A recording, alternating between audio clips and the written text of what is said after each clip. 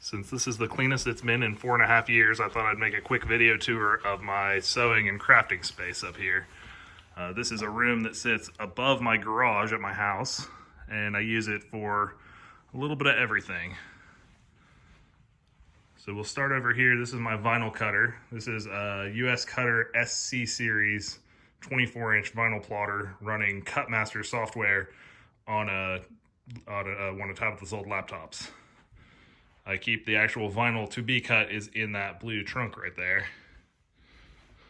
So we move around here, that's just office supplies, and then this is a bunch of embroiderable stuff like hats and blankets and stuff. This is Tabitha's office setup here. We've got the recliner with heat and massage, she's got her work laptop there, and then the smart TV. So we move over here, I'm still kind of working this out. That's a vintage Singer treadle sewing machine base that is missing the sewing head, but it's actually just being used right now to accumulate all of my different junk that I use for electronics projects. And then behind that, this is an indoor grow light that is eventually going to be in an indoor grow tent. You can see I've already welded up the steel frame for it. I just need to get the fabric and sew a fabric cover for it. So we come over here, you can see part of the book collection there. We got books about all kinds of things, from lots of different horticultural subjects, historical stuff, how to make plant dyes, how to do canning and preservation of food, just a little bit of everything. And then there is my 3D printer. There's a quilt top that I made, some pictures. And then underneath, I think that's 3D printing stuff, embroidery stuff, some hydroponics parts. More random junk here. So we move across. That is a Brother SE400 sewing and embroidery machine sitting on top of a 1940s Singer sewing machine that is waiting for restoration. So we move over here. This is the Brother 1034D serger, which I just love. I feel like it hits way above its weight class. And that is sitting on top of a very junky looking turn of the century Brunswick treadle sewing machine that I did a full restoration on about 1.5 years ago. The thing actually looks and sews really nice, but it uses custom needles that cost about $6 a piece. So I don't actually sew on that one anymore. I just keep it as a showpiece. And then there's some of my motorcycle gear there. So we move over here. This is the main workhorse of the sewing stuff. It's a Husqvarna Viking Sapphire 835.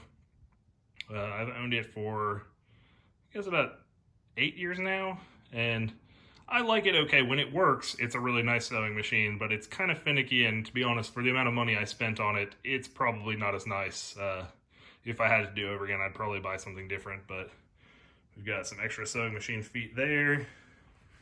And then as we move over here, we've got some little drawers here that have all different kinds of needles, extra feet, clover clips, different kinds of pins, tools to work on this stuff.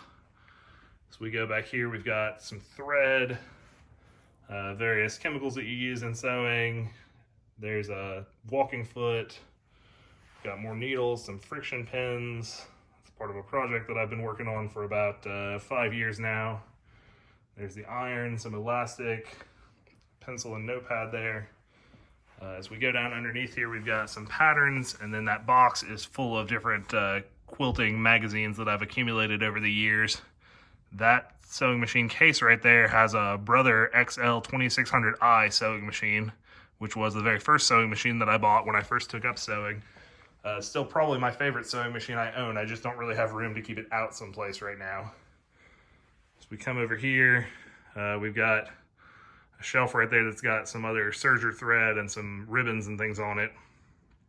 Here is the large cutting table. It's 3 feet by 4 feet cutting surface.